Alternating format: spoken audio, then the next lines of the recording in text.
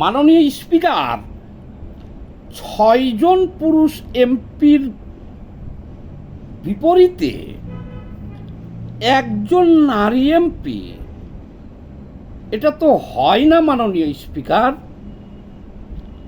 আপনি আর সুবিবেচনার জন্যে দৃষ্টি আকর্ষণ করছি। বর্তমান সংসদে যে 50 জন নারী সংসদ সদস্য নির্বাচিত হয়, 300 জন পুরুষ সংসদের এমপির এগনিস্টে। আর কথা হলো তাহলে প্রতি 6 জন পুরুষের এগেনস্টে একজন নারী এমপি।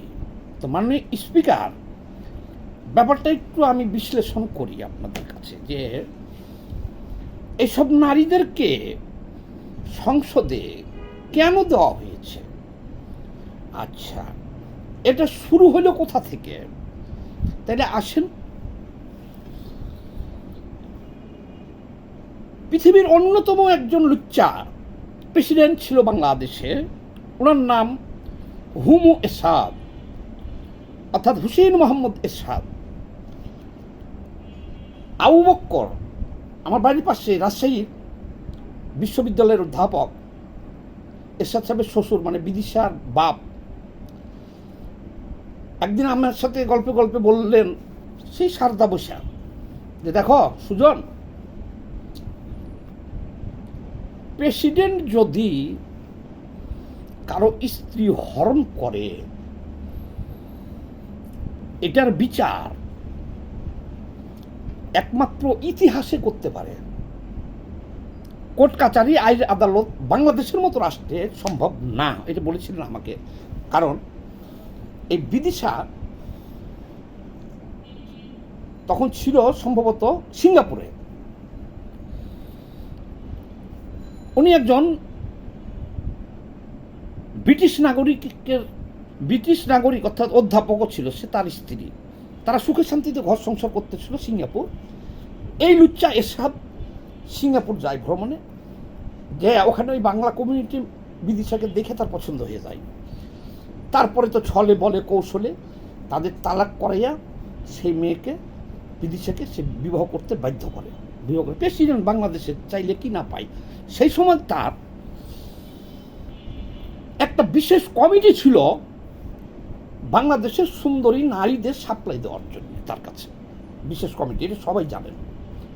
সেই লুচ্চা এরশাদে আইনটা করেছিল যে সংসদে 30 জন নারী থাকবে সংসদ সদস্য, এটা সিলেক্টেড, মানে আঙ্গুলের ইশারাই যে সমস্ত সুন্দরীকে দরকার ওখানে উনি এমপি বানাইছিল।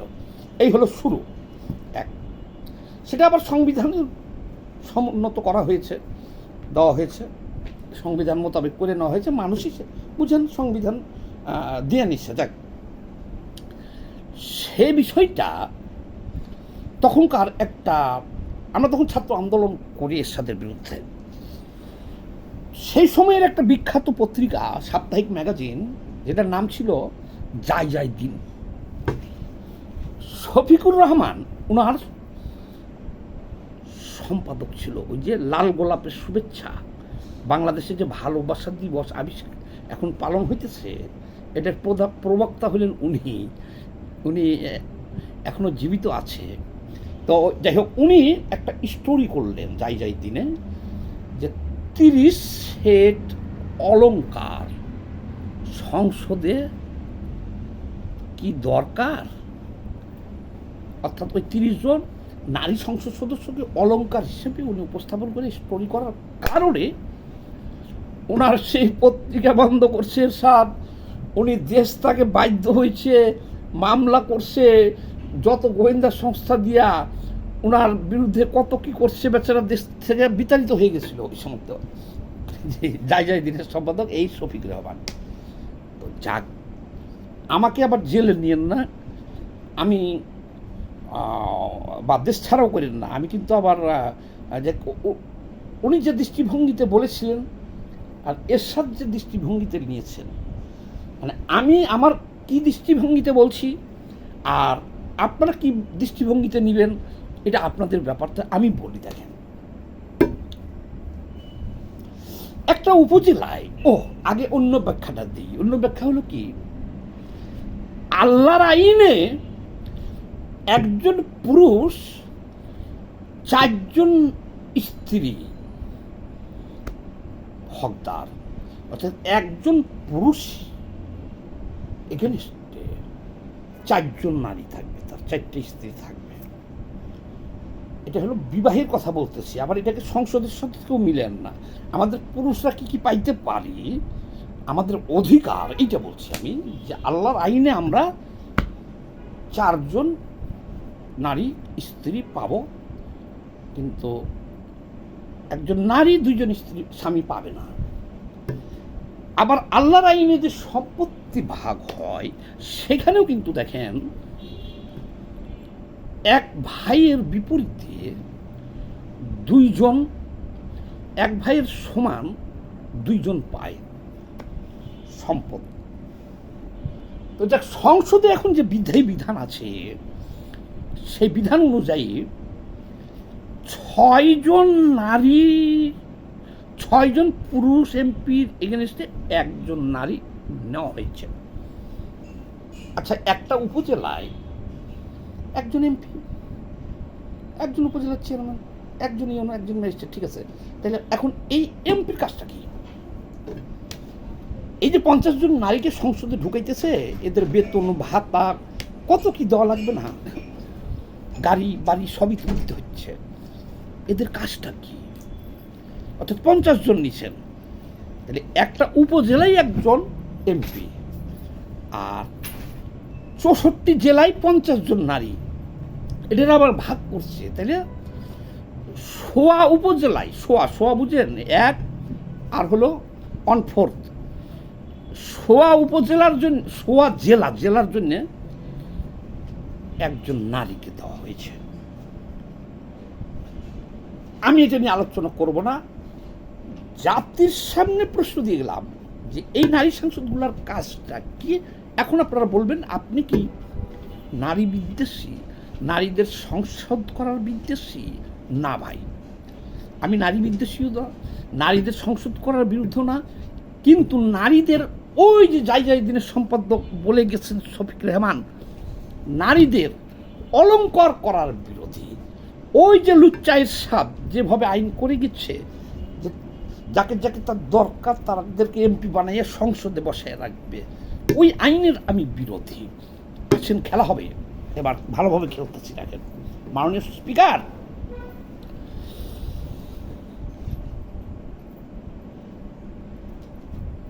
রুমিন ফারহানা একজন নারী, সে বিএনপি জামাত সব দলের সাথে চ্যালেঞ্জ করে এমপি নির্বাচিত হয়ে আসছে। আচ্ছা, জামাতের এই যে বদমাশরা একজন নারীকেও তারা নির্বাচনে মনোনয়ন দেয় নাই। তারা বলছে নারী নেতৃত্ব হারাম। তারা তো এখন 13 জন নারীকে সংসদ হিসেবে তাদের পাশে নিয়ে গেল, ওই লুচ্চা এরশাদের করা আইনে 13 জন নারীকে নিয়ে গেল। কেন? নারী সংসদ তো হারাম, নারী নেতৃত্ব হারাম, এবং বিধায়ী নির্বাচনে একজন নারীকেও তারা দেয় নাই, নমিনেশন দেয় নাই নির্বাচনে। তাহলে কেন তারা সংসদে এই 13 জন নারী নিয়ে গেল সিলেক্ট করে পাশে বসাইলো কেন? এই 50 জন নারী সংসদ কি অলংকার? 100 বার অলংকার। এদের কোনো কাজ নাই, এদের ওখানে নিয়ে বসেছিল, এরশাদ বসেছিল মনোরঞ্জনের জন্য। মাফ করবেন, ইনারা কি জন্য বসেছে আমি জানি না। তা আমি নিশ্চিত যে এরশাদ 30 সেট অলংকার, 30 জন নারীকে সংসদ সদস্য করে নিয়ে যা সংসদে বসেছিল অলংকার হিসেবে, লীলা করার জন্য, লীলা খেলা সাঙ্গ করার জন্য সুন্দরীদের নিত সে। এখন বিএনপি 300 আসনে ক্যান্ডিডেট দিচ্ছে,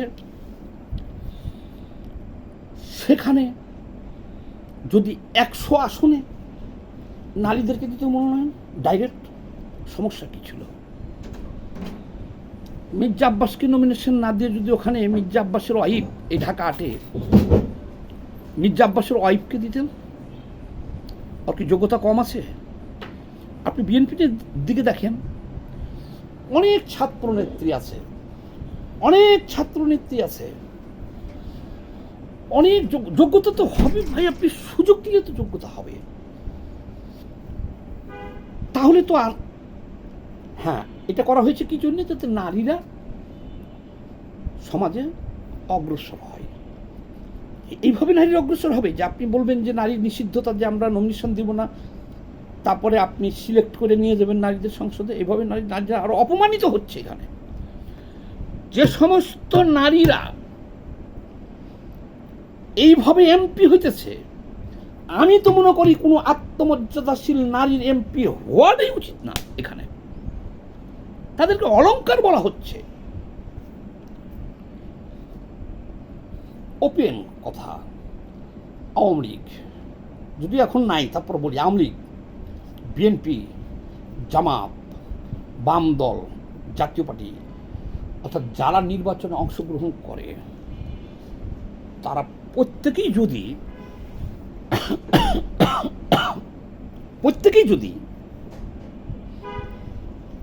200 পুরুষ এমপি নমিনেশন দিত, 100 নারী এমপি দিত, তাহলে তো তারা নির্বাচিত হয়ে ভরে যেত।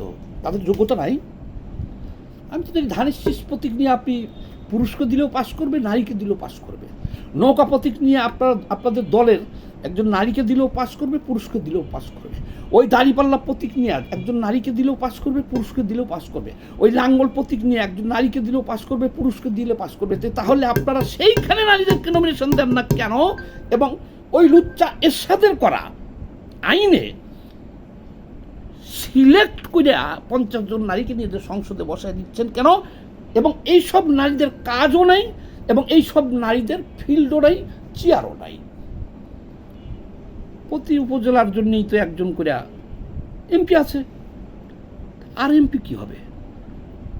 তাহলে ওখানেও তো এই নারীগুলোকে অলংকার হিসেবে রাখা হলো।